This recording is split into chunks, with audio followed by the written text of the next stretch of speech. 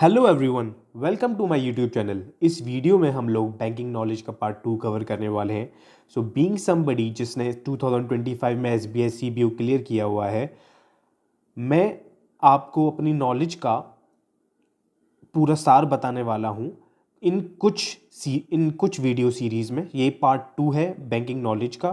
तो अगर आप यही सीरीज़ को पूरा दिल लगा के शिद्दत से पढ़ लेंगे तो मुझे नहीं लगता कि आपको किसी और कंटेंट की ज़रूरत पड़ेगी। ये मेरा बेसिक छोटा सा एक इंट्रोडक्शन है। जब भी आपको फ्री टाइम मिले आप देख सकते हैं। तो it's directly starting with the first question of the second part. जो सबसे पहला क्वेश्चन है वो है, what is the time limit for the card issuing bank to recredit the customers account for a failed ATM transaction.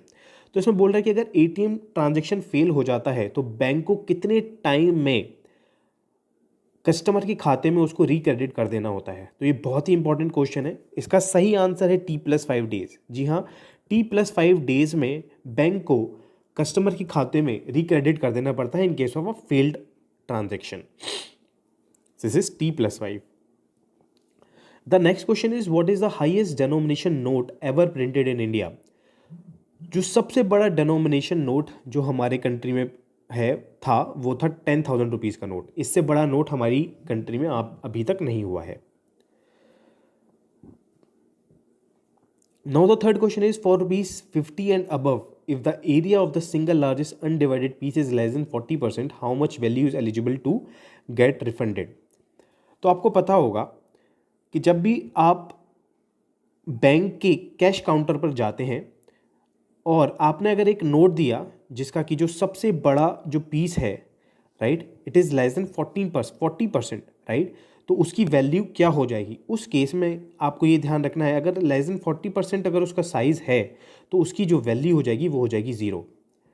और यही है, अगर 40% टू 80% में आता है तो उसमें आपकी वैल्यू हो जाएगी हाफ, और ग्रेटर देन 80% में आता है तो यानी कि आपको फुल वैल्यू उस नोट की मिल जाएगी।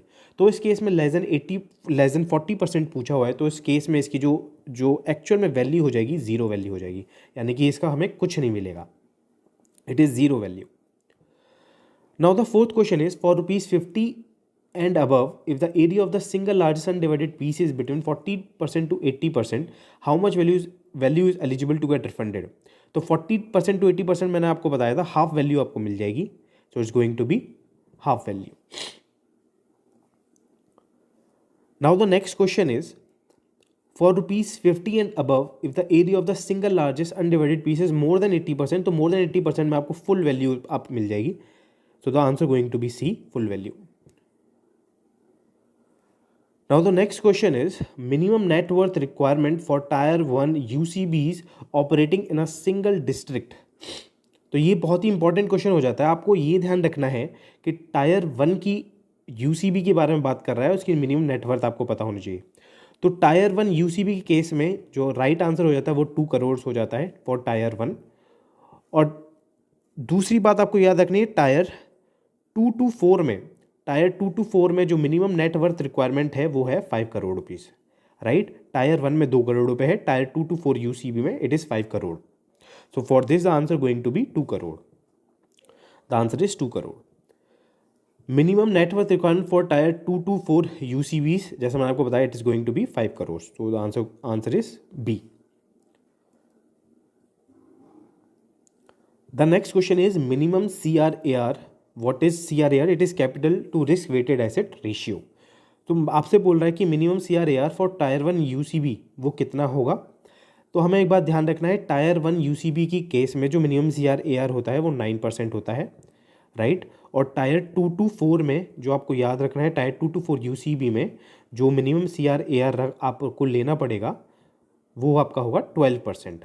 Minimum CRAR in case of 2 to 4 UCB is 12%, while for Tier 1 UCB is going to be 9%.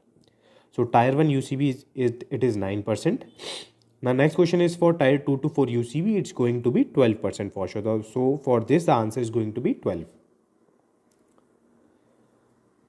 The next question is, UCBs which have completed PSL targets can grant maximum gold loans of rupees dash under bullet repayment। तो हमें एक बात ध्यान रखनी है, जो urban cooperative banks हैं, अगर उन्होंने अपना पीएसएल टारगेट्स पूरा कर लिया है तो वो मैक्सिमम गोल्ड लोन कितने लाख तक का दे सकती हैं? मैक्सिमम गोल्ड लोन दे सकती हैं 4 लाख तक का। वैसे जनरली 2 लाख तक का दे सकते हैं, पर अगर उन्होंने पीएसएल टारगेट्स कंप्लीट कर लिए हैं तो उस केस में जो उनकी जो लिमिट है, maximum gold loan limit under bullet repayment, वो कितनी हो जाती है? वो हो जाती है 4 लाख रुपीज़। तो it's a very important question, right? So it's is 4 lakhs. Under the DRI scheme, banks provide finance up to dash at the concessional rate of interest of 4% per annum. तो DRI स्कीम में जो बहुत ही गरीब तबके का आदमी होता है उसको बैंक जो है वो लोन प्रोवाइड करती है। बहुत ही छोटा सा लोन होता है, वो होता है 15,000 रुपये का, ठीक है, जो कि बैंक 4% पर एनम पर देती है। So it is under it is 15,000 under DRI scheme at 4% per annum to the poorest sections. The next question is, which section of RBI Act 1934 requires scheduled banks to maintain CRR with RBI? What is CRR? CRR is cash reserve ratio. It is cash reserve ratio, और हमें इसका section जो है वो हमेशा याद रखना है।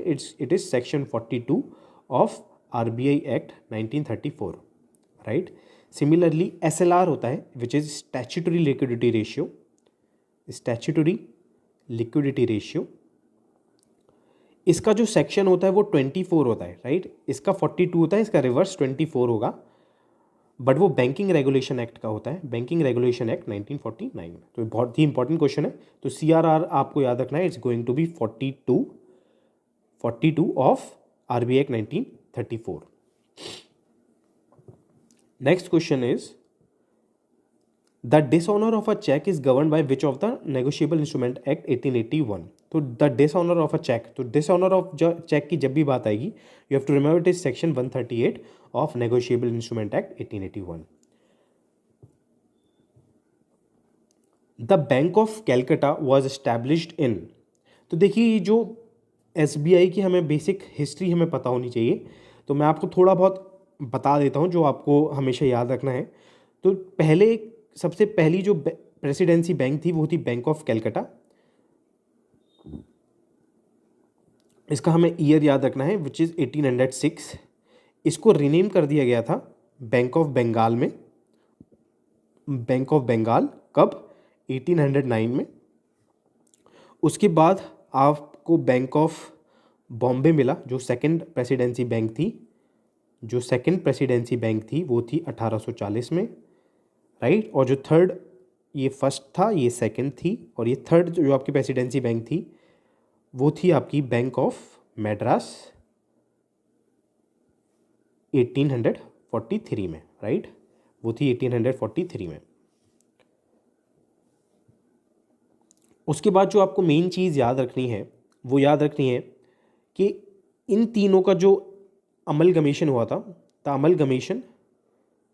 Amalgamation of all presidency banks, वो कब हुआ था? वो हुआ था आपका 1921 में। कमीशन हुआ था प्रेसिडेंसी बैंक्स का 1921 में, और ये जो प्रेसिडेंसी बैंक्स थी ये सब मिला के SBI कब बनी? ये बनी थी 1955 में। तो ये सारे इंपॉर्टेंट ईयर्स हैं जो आपको याद रखने पड़ेंगे। तो बैंक ऑफ कैलकटा के बारे में आपसे पूछ रहे हैं, तो बैंक ऑफ कैलकटा आपको याद रखना है, इट इज़ इन 1806। ओके, 1806 हमें ये याद रखना है। Bank of Calcutta was renamed as Bank of Bengal, वो कब रीनेम कर दिया गया था मैंने आपको बताया, तो 1809 में उसको रीनेम कर दिया गया था। तो answer is going to be B. उसके बाद आपसे बोल रहा था bank of Bombay was establish, तो bank of Bombay which is second presidency bank, वो कब एस्टैब्लिश हुआ था? वो हुआ था 1840 में, राइट? तो 1840 is the right answer. Then third जो प्रेसिडेंसी बैंक है बैंक ऑफ मद्रास, वो उसका जो ईयर है वो है 1843। The next question is, the presidency banks were amalgamated in dash to form imperial bank. तो जो तीनों प्रेसिडेंसी बैंक थी वो इंपीरियल बैंक कब बनी थी? वो बनी थी 1921 में। 1921 में वो इंपीरियल बैंक बन गई थी। और यही SBI कब बनी थी? ये बने थी 1955 में, ये इसको SBI मान लिया गया था। The Imperial Bank of India became State Bank of India in 1955। So answer is C. In phase one of nationalisation of banks in India how many banks were nationalise in 1969? तो आपको पता ही है, जो पहला फेज़ हुआ था वो हुआ था 1969 में, जो दूसरा फेज़ हुआ था वो हुआ था 1980 में। 1969 में 14 बैंक्स थी वो नेशनलाइज हुई थी, और 1980 में 6 बैंक्स थी जो कि नेशनलाइज हुई थी। सो for this answer is 14. In phase 2 of the nationalization of banks, how many banks were nationalized? So answer is going to be 6. What is the age criterion to join APY? Atal pension योजना का जो criteria है वो है 18 से 40, ये आपको याद रखना है। सिमिलरली PMJJBY प्रधानमंत्री जीवन ज्योति बीमा योजना, इसका जो क्राइटेरिया आपको याद रखना है वो है 18 से 50। सिमिलरली प्रधानमंत्री सुरक्षा बीमा योजना, इसका आपको क्राइटेरिया है वो है आपका 18 से लेकर 70। ये आपको कुछ एज क्राइटेरिया जो आपको याद रखने हैं। इसमें आपको पूछ रहा है APY का, तो आपको याद रखना है it is 18 to 40। Similarly for PM सुरक्षा बीमा योजना के लिए it is 18 to 70, and for PM Jeevan Jyoti बीमा योजना it is 18 to 50. Now it is saying what is the financial action task force was established in which year? तो FATF which is financial action task force, ये कौन सी year में establish हुई थी? ये हुई थी 1989 में, जो कि आपका एंटी मनी लॉन्ड्रिंग और ये सब चीज़ें देखता है। जब आप IIBF का KYC और AML ये जो पोर्शन है, जब आप इसका एग्ज़ाम दोगे तब आपको पता चलेगा कि जो FATF है इसका इंपॉर्टेंस क्या है। So it's very important, it's was established in 1989, so for exam point of view it is important. How much SBI needs to maintain additional CET1 requirement as a percentage of their risk weighted assets? तो आपको ये पता होगा कि हमारे देश में 3 domestically systematically important banks हैं, विच इज़ SBI, और उसके बाद आता है आपका HDFC, और तीसरा आपका आता है ICICI। ठीक है, तो इनको नॉर्मल बैंक्स के मुकाबले इन्हें एडिशनल CET1 रखना पड़ता है। तो SBI को जो है वो 0.8%, ठीक है, 0.8% जो CET1 की रिक्वायरमेंट होती है वो उन्हें एडिशनल रखना पड़ता है। सिमिलरली फॉर HDFC के लिए it's 0.4%, and for ICICI it's 0.2%, right. तो SBI के लिए 0.8% याद रखना है, HDFC के लिए 0.4, ICICI के लिए 0.2। इसमें आपसे SBI के लिए पूछा गया है, तो SBI के लिए आपको 0.8% आपको ये याद रखना है। It's saying as a higher DSIB bucket, SBI has 0.8% additional CET1 requirement. Similarly HDFC के लिए आपको याद रखना है it is 0.4%, and similarly for ICICI आपको याद रखना है it is going to be 0.2%। The next question is what is the cap on individual remittance under MTSS? MTSS आपको पता होगा it is money transfer service scheme, money transfer service scheme, ठीक है। और इसमें जो आपका कैप है इंडिविजुअल रेमिटेंस में, it is $2,500, it is $2,500। So answer is going to be B, which is $2,500. Next question is how many remittances can be received by a single individual beneficiary under MTSS during a calendar year? तो calendar year में कितनी transactions एक individual ले सकता है? So it's going to be 30 transactions in a calendar year, 30 transactions in a calendar year. Okay, is going to be 30 transactions in a calendar year for under MTSS. The next question is what is the retirement age of SBI chairman? SBI chairman की retirement age कितनी है? So the answer is SBI chairman की retirement age है 63, ये आपको याद रखना है SBI chairman। और आपको दूसरी चीज़ ये याद रखनी है कि कोई भी पब्लिक सेक्टर बैंक का MD होगा उसकी रिटायरमेंट एज है सिर्फ 60 ईयर्स, ठीक है। SBI चेयरमैन को 3 साल एक्स्ट्रा दिए गए हैं, जबकि PSB MD का जो रिटायरमेंट एज है वो 60 ईयर्स है। SBI चेयरमैन का रिटायरमेंट एज 63 ईयर्स है। सिमिलरली पब्लिक सेक्टर बैंक के MD की रिटायरमेंट एज 60 है, ये मैंने आपको पहले ही बता दिया। What is the base year of consumer price index number for industrial workers? Industrial workers की जब भी बात आती है तो याद रखना जो बेस ईयर है वो है 2016, ओके। इंडस्ट्रियल वर्कर्स का जो बेस ईयर है वो 2016 है, हमें याद रखना है। उसके बाद consumer price index number for agriculture labour and rural labourers की बात कर रहा है, AL एंड RL। तो जो एग्रीकल्चर लेबर रूरल उसमें पहले था 1986 टू 1987, बट इसको चेंज करके हमने 2019 कर दिया है। ठीक है, जो हमारे पास लेटेस्ट है CPI index for agriculture labours and rural labours it's 2019। तो ये वेरी इंपॉर्टेंट है, it's 2019, it's very important to remember, right. Similarly for CPI for urban rural and combined, इसके लिए 2012 है, ये तो सबको पता ही है। The next question is how much is the minimum deposit in PPF। PPF में मिनिमम डिपॉजिट कितना है? तो PPF में मिनिमम डिपॉजिट है आपका 500 रुपीज़, राइट। PPF में मिनिमम डिपॉजिट है आपका 500 rupees. What is the tenure of the PPF account? आपको पता होगा PPF का जो टेन्योर है वो 15 साल है। 15 years is the tenure of PPF account. What is the tenure PPF account? It is 15 years. Can an NRI open PPF और SSY? क्या NRI जो है वो PPF या सुकन्या समृद्धि योजना खोल सकता है? आंसर है नो। NRI PPF या SSY नहीं खोल सकता। So answer going to be no.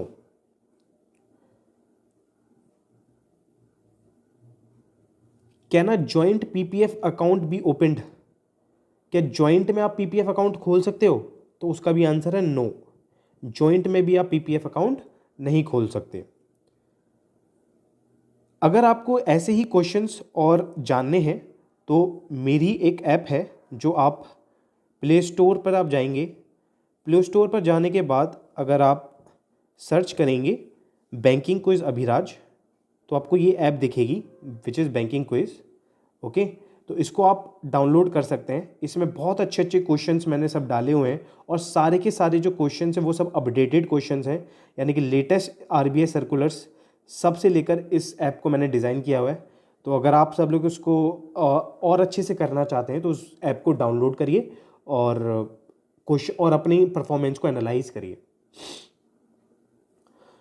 Now the next question is how much is the minimum deposit in SCSS?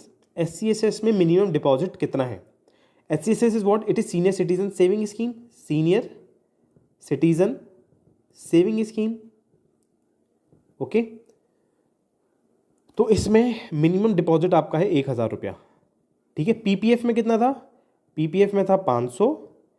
SCSS में सीनियर सिटीजन सेविंग स्कीम में आपका 1000 और सुकन्या समृद्धि योजना में आपका है कितना? 250 रुपये। ये सब चीज़ें आपको याद रखनी है। ठीक है, SCSS में आपका 1000 रुपये है। Next question is how much is the maximum deposit in SCSS? SCSS में मैक्सिमम डिपॉजिट कितना है? 30 लाख रुपए है, ये आपको याद रखना है। Maximum deposit is 30 lakh rupees under SCSS। SCSS maximum investment 30 lakh per individual. What is the tenure of the SCSS? देखिए, जो टेन्योर है सीनियर सिटीजन सेविंग स्कीम का वो है 5। ठीक है, 5 ईयर्स आपको याद रखना है। प्लस इसमें जो इंपॉर्टेंट चीज़ है वो ये कि प्लस 3 ईयर्स आप इसको एक्सटेंड भी कर सकते हो। What is the tenure of SCSS? It's going to be 5, but it can be extended by 3 more years. Can an NRI और HUF open SCSS account? क्या NRI या हिंदू अनडिवाइडेड फैमिली SCSS को ओपन कर सकती है? तो आंसर इज नो। NRI और HUF SCSS को ओपन नहीं कर सकती। What is the age limit in the case of retired defense personnel to be eligible for SCSS? देखिए, SCSS की जो एज है जनरली वो है 60 ईयर्स। ओके, तो आप 60 साल के हो गए, आप सीनियर सिटीजन में आ गए तो आप खोल सकते हैं। पर डिफेंस पर्सनल्स में क्या है? डिफेंस पर्सनल्स में आपको मिलता है 10 साल की राहत, 10 ईयर्स रिलैक्सेशन। तो इस केस में डिफेंस पर्सनल्स के लिए जो एज है वो है 50 ईयर्स। अगर आप 50 साल से ज़्यादा हैं तो आप SCSS में आ सकते हैं। For defence personnel it is 50 years. Under Sukanya Samriddhi Yojana account can be opened in the name of a girl child till she attains the age of what? Till she attains the age of 10 years। मतलब 10 साल की as तक वो आप उसका सुकन्या समृद्धि योजना वाला account खोल सकते हो। The next question is how much is the minimum deposit in Sukanya Samriddhi Yojana? तो सुकन्या समृद्धि योजना में जो मिनिमम डिपॉजिट है वो है 250 rupees. What is the tenure of Sukanya Samriddhi Yojana? तो जो टेन्योर है सुकन्या समृद्धि योजना वो है 21 ईयर्स। ये आपको याद रखना है, 21 years is the tenure of Sukanya Samriddhi Yojana. What is the tenure of this? It is 21 years from the date of opening. Is nomination facility available for Sukanya Samriddhi Yojana? No, nomination facility available नहीं है सुकन्या समृद्धि के अंडर, तो इट्स आंसर इज नो।